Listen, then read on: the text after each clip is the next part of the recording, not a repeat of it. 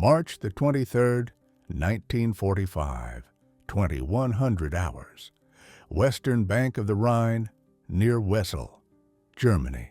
Oberst Wilhelm Steinberg steadied his binoculars and swept the dark water, jotting notes in a field book later found among captured Army Group headquarters files. "The Americans have reached our sacred river," he wrote, "but they will not cross. No army has ever forced the Rhine against firm German resistance without bridges." The fading light seemed to confirm 3 years of Wehrmacht doctrine. Gun flashes flickered all along the western shore, thousands of artillery pieces warming up for what German staff believed would be a classic river assault. Days of setup, fixed bridging sites, predictable crossing points their 88s could smash one by one. For 2 millennia, the Rhine had shielded Germany.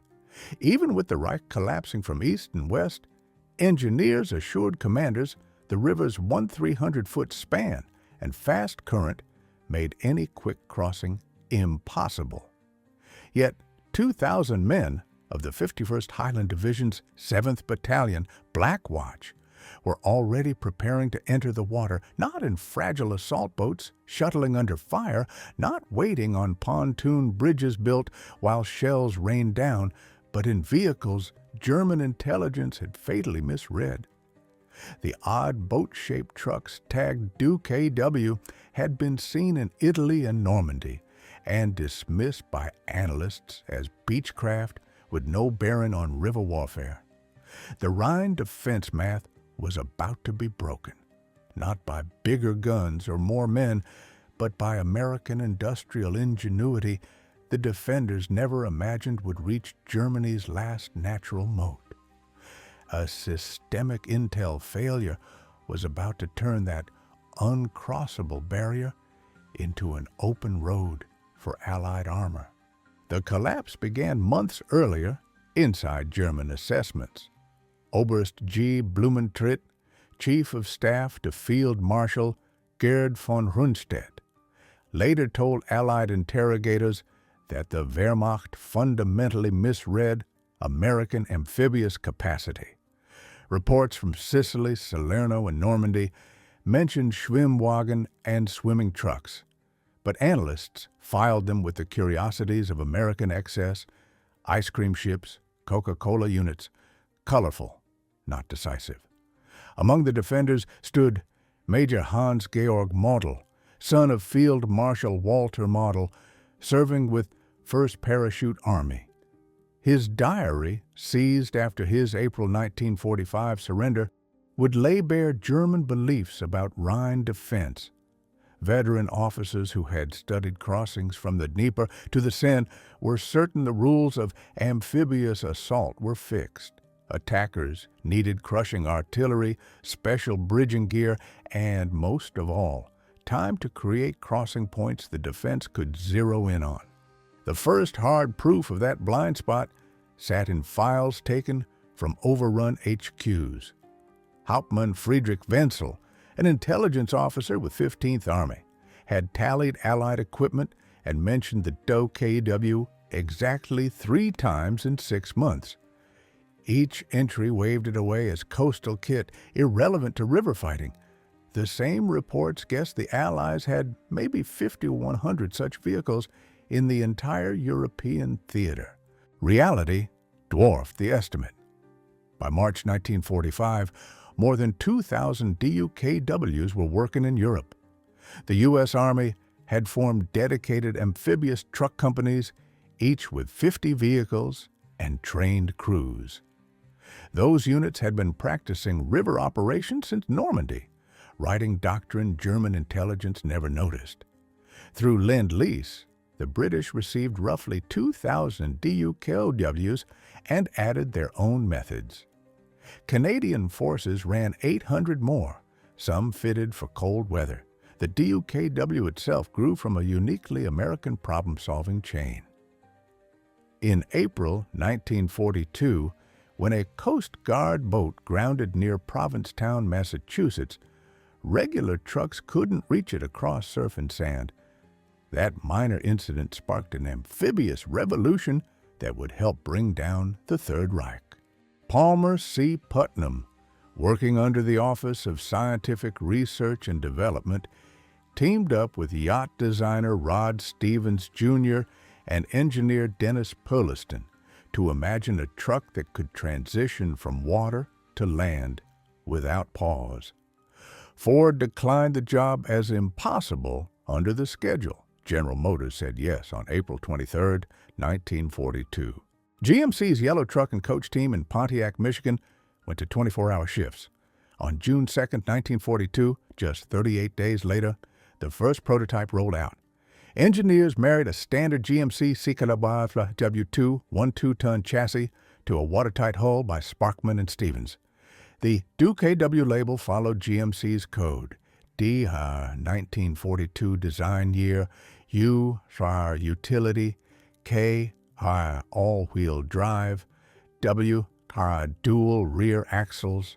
Its versatility came from key innovations. GMC engineer Frank Spear developed the world's first central tire inflation system, CTIS, letting drivers change tire pressure on the move. At 10 to 12 psi, the tires spread wide for sand and mud. At 40-45 psi, they ran efficiently on roads. A 25-inch propeller, driven off the main transmission through a transfer case, pushed the vehicle at about 5.5 knots. A wheel-linked rudder let drivers shift from water to land as if nothing changed. Major General Jacob Devers watched the June 1942 demo and ordered mass production on the spot, an initial 2,000-unit buy. By war's end, GMC had built 21,147 DUKWs at a peak of 525 per month, each costing around $10,750, about 7 Jeeps' price for a capability that would prove priceless. By March 1945, Germany's Rhine shield was in worse shape than its commanders would admit. General Alfred Schlemm's 1st Parachute Army, the best force left in the West, had been bled white in the Reichswald, losing 90,000 killed, wounded, or captured. Reinforcements marching to the river were Volkssturm, old men and boys with weeks of training, odd weapons, armbands in place of uniforms. Feldwebel Otto Kraus of 181st Infantry Division near Wesel wrote home on March 20th, "The Americans were across from them in thousands. They heard vehicles day and night, but the Rhine protects us." Even Napoleon, the officers reassured one another, had not forced the Rhine against opposition. Engineers blew every bridge, artillery registered every likely crossing. On paper, the defenses were formidable. Since September 1944, more than 200,000 civilians had been conscripted to reinforce the West Wall out to the Rhine. 3,000 bunkers and gun positions were built or upgraded. The river itself was the ideal water obstacle, too wide for assault bridges, too swift for boats, too deep to ford. Field Marshal Albert Kesselring, who took command in the West after von Rundstedt's dismissal, issued orders that revealed the assumption the enemy would need 48 to 72 hours to firm up bridgeheads after initial crossings, prime time for counterattack by mobile reserves. Those reserves were ex-Self the Panzer Corps with roughly 150 operational armored vehicles, tanks, assault guns, and destroyers, to cover a front near 200 miles. The deeper failure was conceptual. Wehrmacht doctrine, refined through 5 years of war, saw river assaults as a linear sequence: suppress with artillery, push infantry in boats, carve tiny bridgeheads, build bridges under fire, reinforce slowly, only then send armor. Each step let the defense mass fire and counterattack. Unseen by German intelligence, the Allies had quietly concentrated the greatest collection of amphibious vehicles in history on the Rhine's west bank. By March 22nd, hundreds of DUKWs were hidden within 5 miles of planned sites, waterproofed, inspected, and loaded with cargo. tailored to keep them stable in water. Lieutenant Colonel William Thompson of the 438th Amphibious Truck Company remembered the prep in detail. This wasn't Normandy with tides and obstacles. The Rhine meant current, exit points, and artillery deconfliction. His men practiced 2 weeks on the Meuse, learning how the DUKWs behaved in faster water. The vehicles themselves had evolved over 3 years of combat, armor plates for drivers and key parts, ring mounts for 50 caliber guns, and most critically, high-capacity bilge pumps that could keep them afloat even when hulls were peppered by small arms fire. Captain James Mitchell of the 819th Amphibious Truck Company recalled the last briefing. They were about to do what no one had tried. Use DUKWs as the primary assault vehicles, not just supply carriers behind bridges. Each DUK would haul a full rifle squad with gear, cross the Rhine, drive up the east bank, and drop troops straight into the fight. The British brought their own amphibious power. Major General Percy Hobart's 79th Armored Division had 600 LVT-4 Buffalo tractors, each taking 30 men. Together with the American DUKWs, they would conduct the largest amphibious river crossing in military history. But it was the DUKW's seamless water-to-land shift that would most deeply undermine German expectations.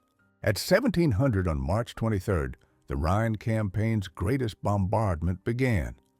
More than 4,000 Allied guns, from 25-pounders to 240mm howitzers, pounded for 4 hours until the very air felt solid with steel and blast. Observers on the east bank swore the ground boiled under the rain of shells. At 2100, under that cover and darkness, the 1st DUKWs entered the Rhine. The 51st Highland Division, led 7th Battalion, Black Watch, packed into American-crewed DUKWs. Each vehicle carried 12 fully equipped soldiers plus its 2-man crew. Hooded navigation lights, visible only from behind, marked entry and exit lanes on both banks. A Black Watch Sergeant Robert McPherson later described rolling down the bank and suddenly floating. The American driver kept his hand steady as if still on a road, only now water hissed past. The engine bellowed. German shells slapped the river around them, but smoke and night hid everything else. The current was stronger than expected, 8 to 10 knots in the main channel. Crews launched upstream of their intended landings and calculated drift like pilots in a crosswind. Some ducks were swept hundreds of yards. It hardly mattered. If the bank had any slope, they could climb out wherever they emerged. By 2200, the first wave was over. German sentries who listened for assault boats to return heard only the artillery's continuous roar.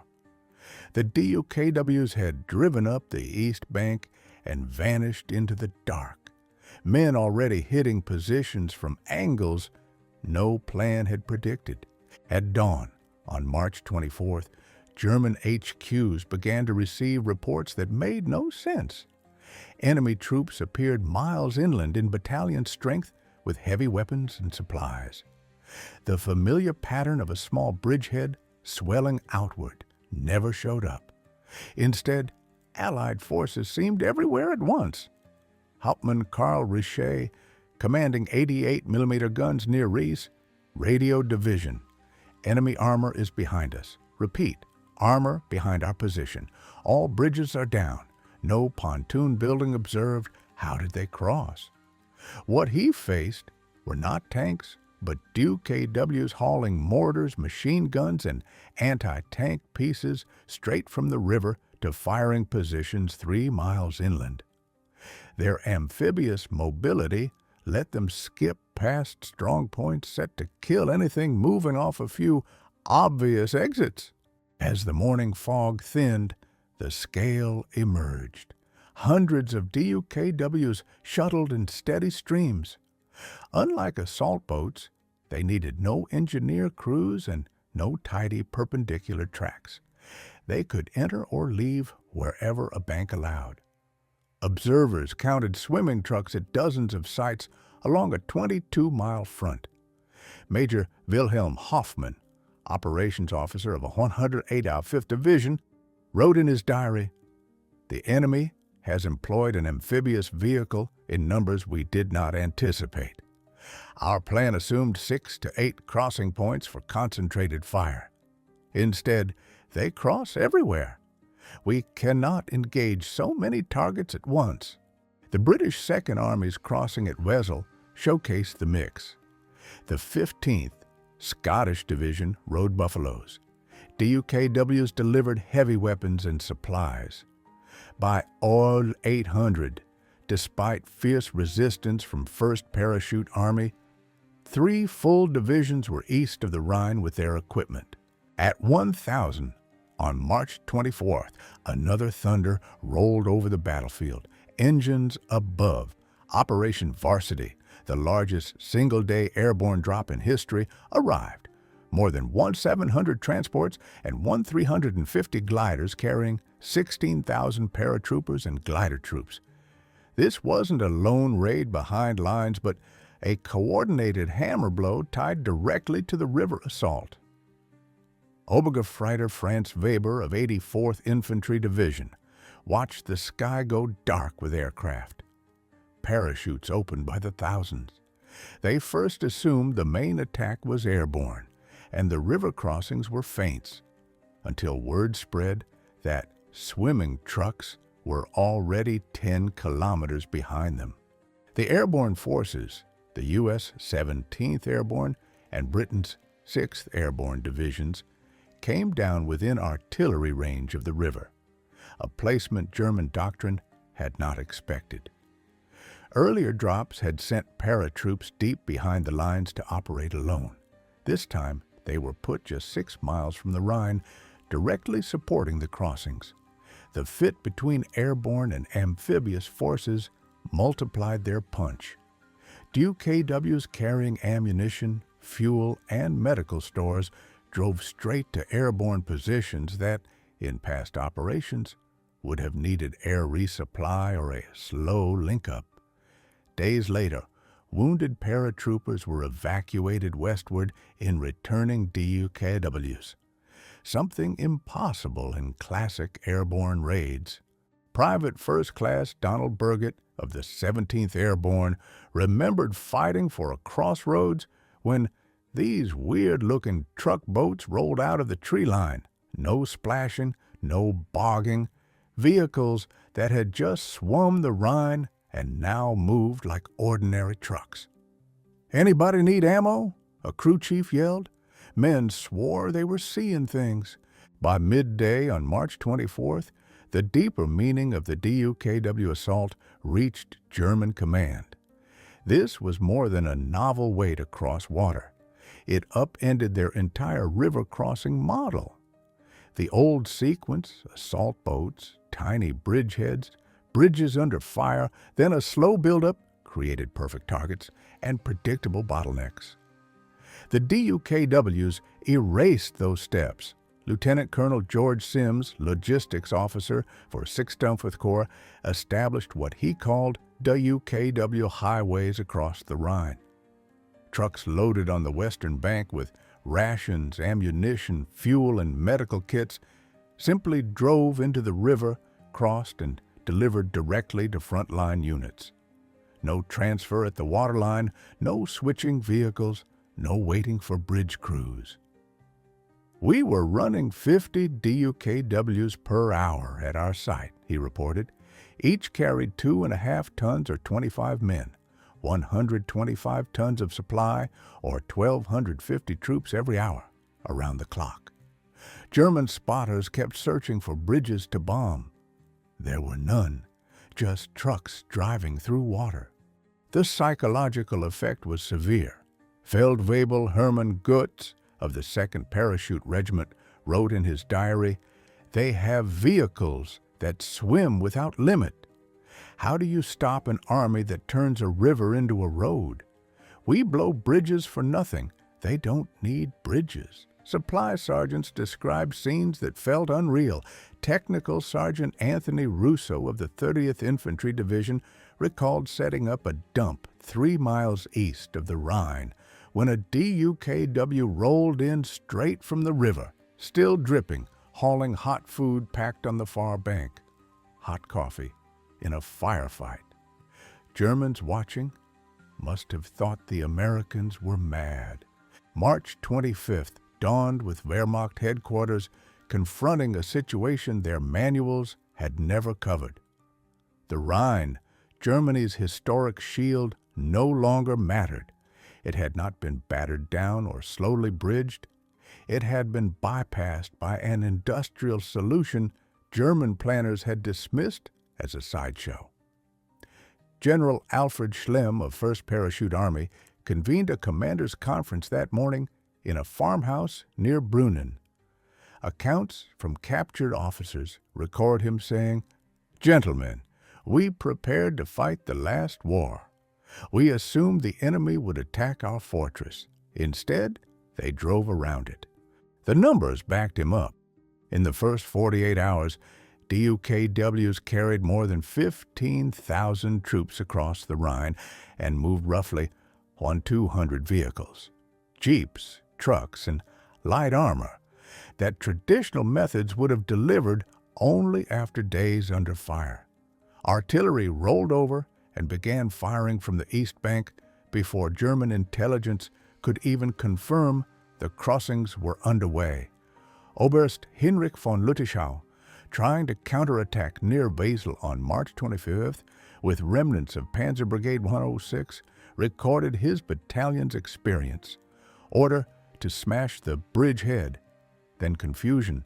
There was no bridgehead in the usual sense. Enemy forces were spread along a 15-kilometer front with no obvious center.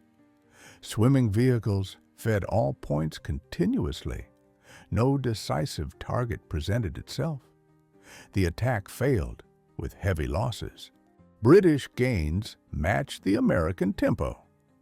Scottish units pushed 6 miles inland by day's end on the 25th, sustained by non-stop DUKW shuttles.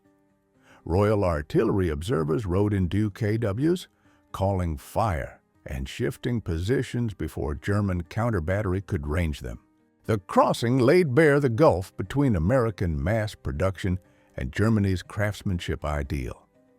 The Germans had built their own amphibious craft, the Landwasser Schlepper, LWS. On paper, it boasted real advantages: tracked mobility in mud and snow, better protection, carefully engineered waterproofing, solid build systems. As engineering, it impressed. As a wartime solution, it failed. Only about 100 were built, and fewer saw combat. Each unit consumed scarce materials, needed skilled hands, and cost on the order of 75,000 Reichsmarks, 7 times a DUKW. Meanwhile, General Motors turned out 21,147 DUKWs using parts common with the standard GMC CCKW truck, of which 5 of 62 SH-750 were built. Engines, transmissions, axles, and countless bits matched the existing supply chain. Any Army mechanic used to trucks could keep a DUKW going. Spare parts were everywhere. Damaged vehicles got fixed or cannibalized quickly. Master Sergeant Edwin Coleman, maintenance chief of the 462nd Amphibious Truck Company, put it simply, "We kept 90% of our ducks running through the crossing. If something broke, we had the part. If we didn't, we adapted one from a regular truck. Try that with a boutique German wonder weapon." The philosophy ran deeper than inventory.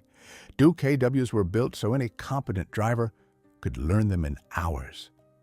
German machines assumed expert, long-trained crews. The American approach assumed citizen soldiers. First-hand accounts exposed the human side of this shift.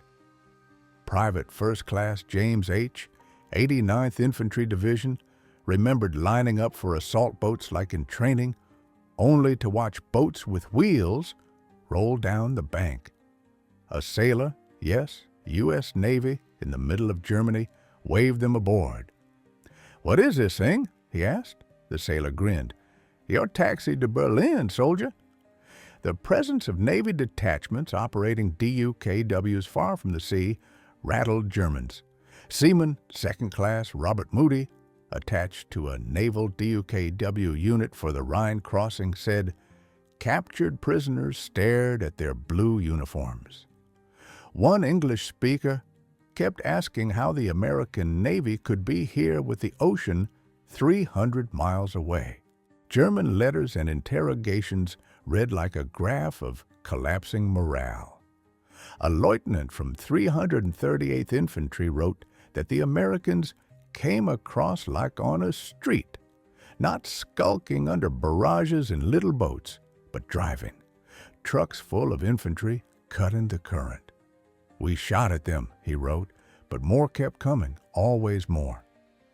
A captured NCO told Allied questioners, "We were told the Rhine would hold you for weeks, that you'd build bridges we would destroy, that your assault boats would be easy targets. No one warned us about swimming trucks. No one said you could cross anywhere, anytime. We prepared for the wrong war." By March 26th, 72 hours after the first DUKW nosed into the Rhine, the defense along that sector had come apart. What doctrine said would take weeks happened in 3 days. Propaganda that promised the river would hold until negotiations could save something of the Reich evaporated. Totals from those first 3 days show the scale. More than 5,000 individual DUKW crossings, about 15,000 troops carried, roughly 200 vehicles ferried, around 3,000 tons of supplies delivered, some 2,000 wounded evacuated. A conventional bridging plan would have needed 2 weeks to match that throughput under constant attack. Field Marshal Bernard Montgomery, often tagged as cautious, achieved complete operational surprise by massing amphibious vehicles. His after-action note captured the essence. The enemy expected a crossing. They did not expect us to drive across. That distinction broke their defense. General Dwight Eisenhower toured the sites on March 26. Aide Harry Butcher recorded Ike watching streams of DUKWs shuttling like a ferry line. Eisenhower turned to Bradley. "With these things, every river in Germany is a highway now." Bradley answered, "The Germans are just figuring that out." Joseph Goebbels wrote in his diary the same day, "The situation in the West is untenable. The enemy has crossed the Rhine along a broad front with a new amphibious vehicle we failed to anticipate. Our last natural barrier is gone. The war is lost." March 27th brought full exploitation. With German formations reeling, Allied commanders cut loose their mobile forces. Having done their job on the water, the DUKWs showed another face. They were also trucks. They rolled inland with the armored spearheads, hauling fuel and ammunition without the usual post-crossing pause. Crews from the U.S. 2nd Armored Division, Hell on Wheels, described the surreal sight of following DUKWs that had just climbed out of the Rhine, still dripping, as they sped down the Autobahn. Major General Isaac White reported, "We covered 50 miles on March 27th alone. In any previous campaign, we'd have been waiting on bridges and stockpiles. The DUKWs kept pace, scouting for fords, crossing the streams we met, and setting up supply points before the main body arrived." German resistance fragmented to isolated pockets. Units trained to smash bridgeheads found themselves bypassed by opponents who seemed to be everywhere at once. The rigid defensive plan, identify a crossing, mass fire, counterattack, had no answer for hundreds of amphibious vehicles creating their own lanes at will. Oberst Hans von Luck, a veteran panzer commander, ran into Americans near Dorsten on March 28th. His memoir describes racing to block a route only to find U.S. troops already dug in. When he asked a captured lieutenant how they moved so fast, the officer pointed toward a line of amphibious trucks. "We don't wait for bridges." Von Luck wrote that he then understood Germany had lost more than a battle. It had lost an entire way of war. The DUKWs didn't just move men. They changed the math. Classic crossings stack forces at a few points, perfect targets for artillery and air. The Ducks dispersed the traffic along the whole front, thinning German fire. Wehrmacht doctrine ordered counterattacks on bridgeheads before they could harden. But there were no traditional bridgeheads, just a steady seep of forces across miles of riverbank. Colonel William Thompson, who ran DUKW operations for 9th Army, did the calculation. A heavy pontoon bridge under fire took 12 to 24 hours to build. Before it opened, reinforcement by assault boat might push a company an hour if all went well. "We were moving a battalion an hour by DUKW from minute one," he said. Medical impact, often ignored, was just as large. Captain Dorothy Anderson of the 45th Field Hospital described loading wounded onto DUKWs on the east bank and delivering them straight to surgery on the west. No vehicle swaps, no wait on a bridge. We were getting men to an operating table within an hour. That simply wasn't possible in a traditional river assault. The Ducks enabled new tactics too.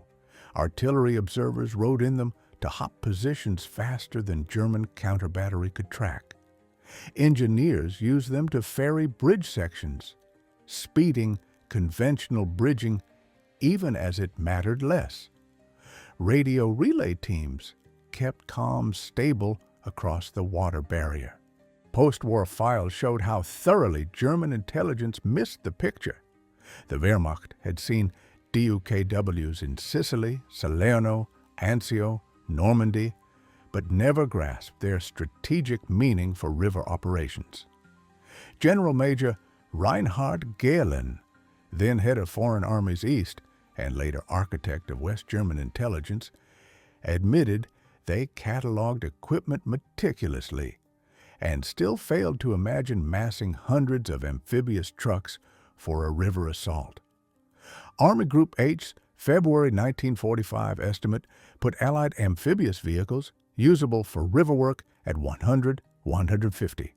In reality, 21st Army Group alone controlled more than 2,000. Reports filed DUKWs under useful for supply after beaches are secured, not primary assault vehicles.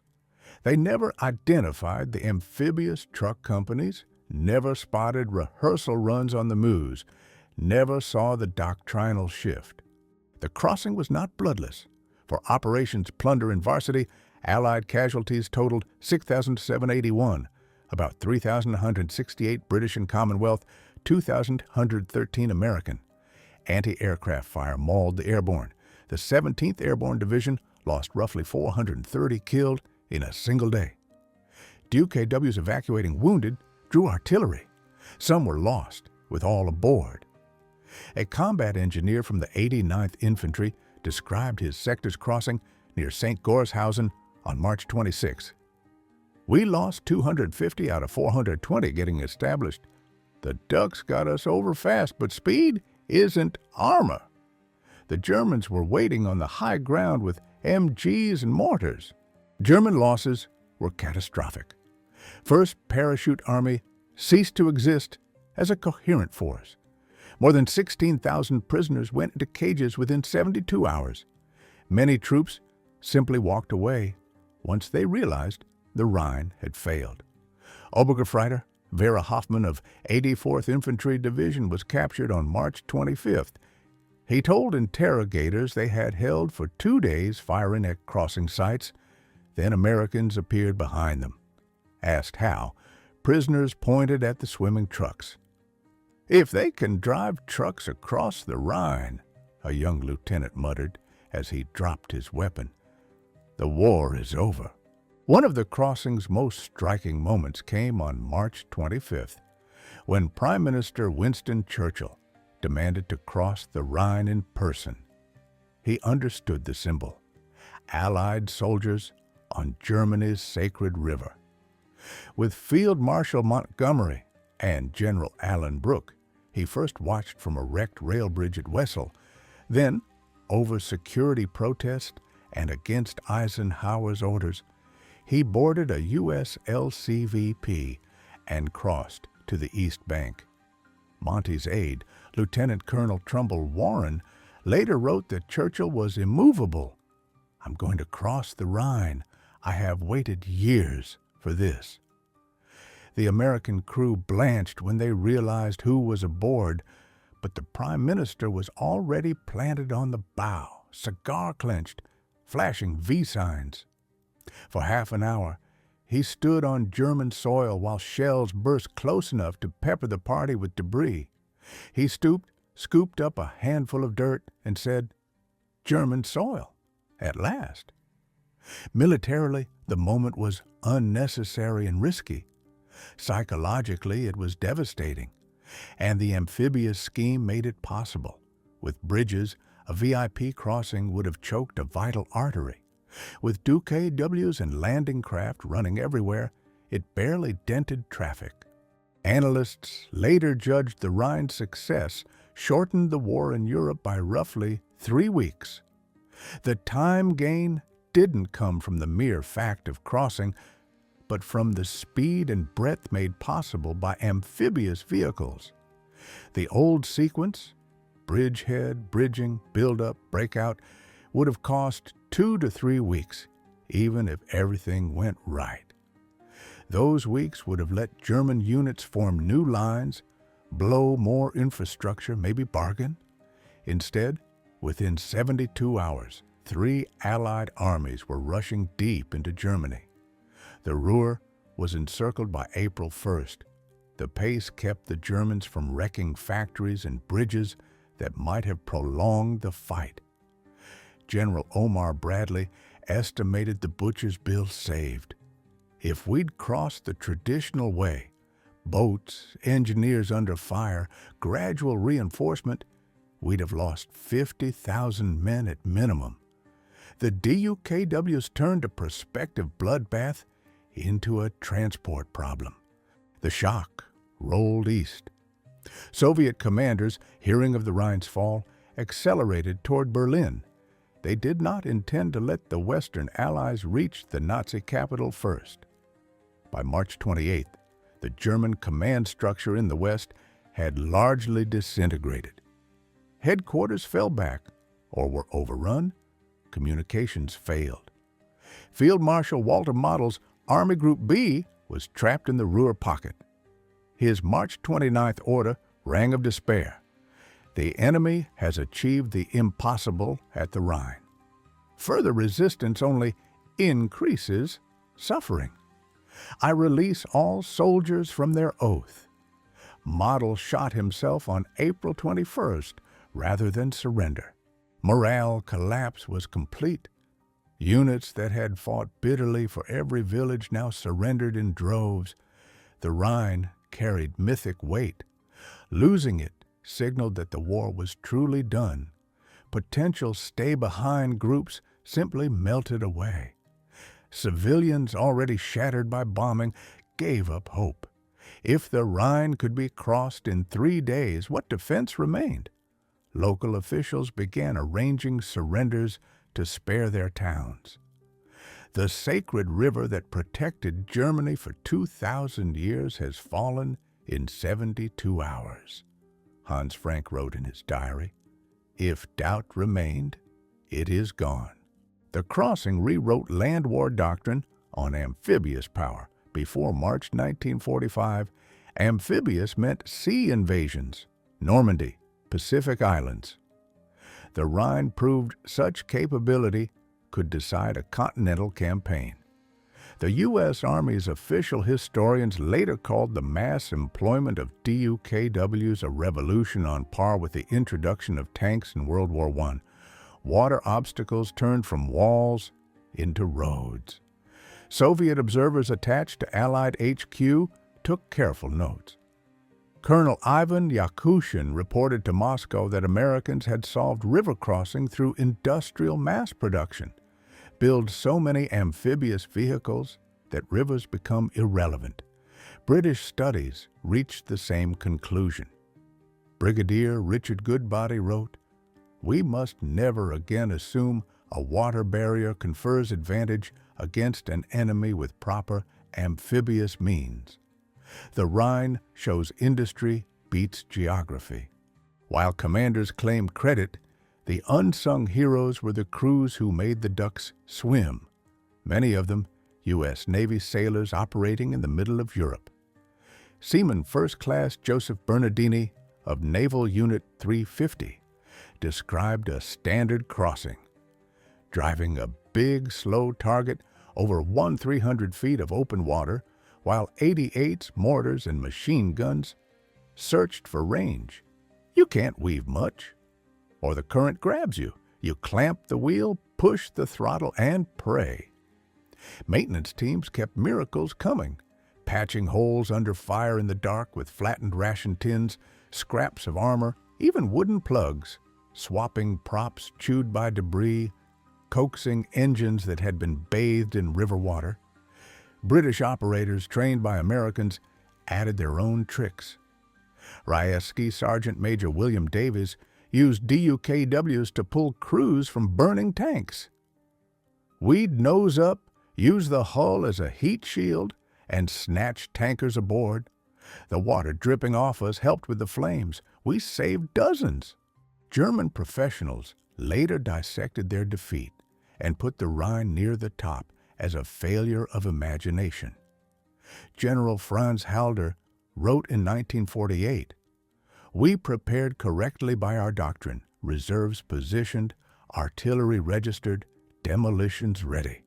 We simply never conceived that the enemy would have hundreds of vehicles that could ignore the river." A 1946 Wehrmacht study compiled in captivity concluded the American mass deployment of amphibious trucks represented a form of warfare we neither anticipated nor could match. Even with warning, German industry could not have produced comparable numbers. The Rhine was lost in Detroit's factories, not on its banks. Colonel General Heinz Guderian, father of German armor, offered perhaps the sharpest line. "We Germans refined the art of war. The Americans refined the business of war. At the Rhine, business defeated art." Despite its decisive effect, the DUKW's role slipped into the shadows behind more dramatic headlines. Remagen's Bridge, the giant airborne drop, Montgomery's set-piece plan. Veterans remembered. In Crusade in Europe, Eisenhower wrote that analysts would argue forever about what shortened the war: bombing, Soviet pressure, Allied unity. "I think historians underrate the simple DUKW," he added. "Without it, the Rhine would have been a killing ground. With it, we drove into Germany like tourists on holiday." The Ducks did not stop at the Rhine. They crossed the Elbe, the Danube, and a score of lesser rivers. They evacuated concentration camp survivors too weak to walk. They ferried food to starving civilians in flooded districts. Technical Sergeant Paul Morrison of the 336th recalled using the same vehicle that had crossed under fire to deliver relief near Hamburg after the surrender. Kids chased us yelling, "Schwimmwagen." They'd never seen a truck that could swim. Strange how something built for war ended up saving lives. The 21,147 DUKWs built during the war embodied an American industrial creed. Where German engineers pursued perfection in small runs, American factories pursued good enough in overwhelming volume. The philosophy reached beyond ducks. The same plant turned out two 2-ton trucks at $10,000 a month. Steel mills poured the plate used for Liberty ships every 42 hours. Engines rolled off lines that could swap among truck, aircraft, and tank production with minimal retooling. Donald Nelson of the War Production Board toured a DUKW line in 1944 and watched 6 finished in an hour. Rough welds, simple fixes, olive drab paint, each fully capable of crossing the Rhine. German factories, he observed, would spend a month on one perfect amphibious vehicle. We built 180 good ones in that time. By contrast, the Landwasser Schlepper showed what craft production could not do under bombardment. Each LWS needed custom parts and expert fitters. When Allied bombing cut a supplier, production stopped. If one component was missing, no vehicle was built. DUKW lines substituted alternates and kept moving. The Rhine's success rippled outward. In Italy, units that had held mountain lines for months began pulling back once word spread that the Allies had crossed Germany's last barrier with ease. Kesselring reported troop morale deteriorating the moment the news landed. If the Rhine could not stop them, what can? The effect reached as far as Berlin. In Hitler's final recorded conference on April 27th, he lamented that the Rhine fell because German planners failed to anticipate Allied amphibious capability, one of his few accurate assessments. 4 decades later, at a 1985 Rhine crossing reunion in Lexington, Kentucky, veterans gathered around a preserved DUKW. Former Sergeant James Mitchell of the 819th, who had commanded a Duck, patted the hull. "Ugly thing, isn't it? Like a boat mated with a truck and made something neither." But this ugly duckling swam the Rhine when the Nazis said it was impossible. We didn't out-duel them. We outproduced, out-innovated, out-imagined them. As a guest of honor, former Obergefreiter Hans Müller, who had defended near Wesel, told the room, "You brought swimming trucks to a river battle. We brought anti-tank guns to stop swimming trucks. The moment I saw them driving out of the Rhine, I knew the war was over, not lost. Over. You cannot fight an enemy who turns your strongest defense into a road." From March 23 to 26, 1945, more happened than a successful operation. It marked the triumph of industrial democracy over military aristocracy, mass production over craft perfection, pragmatic invention over rigid rulebooks. The DUKW was quintessentially American, not the best possible amphibious vehicle, but the best that could be mass-produced fast with existing tools. It solved problems through quantity, standardization, and training of citizen soldiers, not long schooling of specialists. The shift horrified German professionals. In British captivity, Field Marshal von Rundstedt groused, "War has become the business of factory managers rather than the art of generals. Your swimming trucks were not weapons, but products." That was the point. America had democratized war the way it democratized production. The final accounting underscores the scale. Vehicles, hundreds of DUKWs in the crossing itself, 600 British LVT-4 Buffaloes in support, more than 2,000 Ducks in theater, roughly 100 German LWS produced, few in service. Throughput, Mar 23 to 31, 15,000 plus troops, or Heiler 200 vehicles, 3,000 tons of supplies, those 2,000 wounded evacuated, 5,000 plus individual DUKW trips. Production, 2,147 DUKWs by the U.S., 562,750 standard trucks sharing parts, 100 LWS by Germany, no German vehicle purpose-built and massed for river assault. Time, 38 days from concept to prototype, 72 hours to crack Rhine defenses, 3 weeks shaved off the war, 50,000 Allied casualties likely avoided versus a classic crossing. Cost: $10,150 per DUKW versus about 7 to 1 higher for LWS in Reichsmarks, an advantage that translated into actual deployable numbers. The Rhine showed that surprise need not come from secret wonder weapons, but from mass use of capabilities the enemy dismissed. Cold War doctrine on both sides absorbed the lesson. NATO plans emphasized amphibious mobility for Europe's rivers, and the Soviets built entire families of amphibious vehicles. Beyond the military, the crossing validated a broader American idea: availability over perfection, reliability over sophistication when scale decides outcomes. The Marshall Plan standardized aid, the interstate highway system's logistics logic, even space race engineering cultures, all reflected that bias toward robust mass production. Perhaps the DUKW's greatest effect was psychological. Soldiers and civilians watched Americans treat the sacred Rhine like a puddle.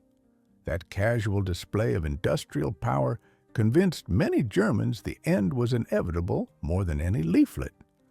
Interviews after the war told the same story.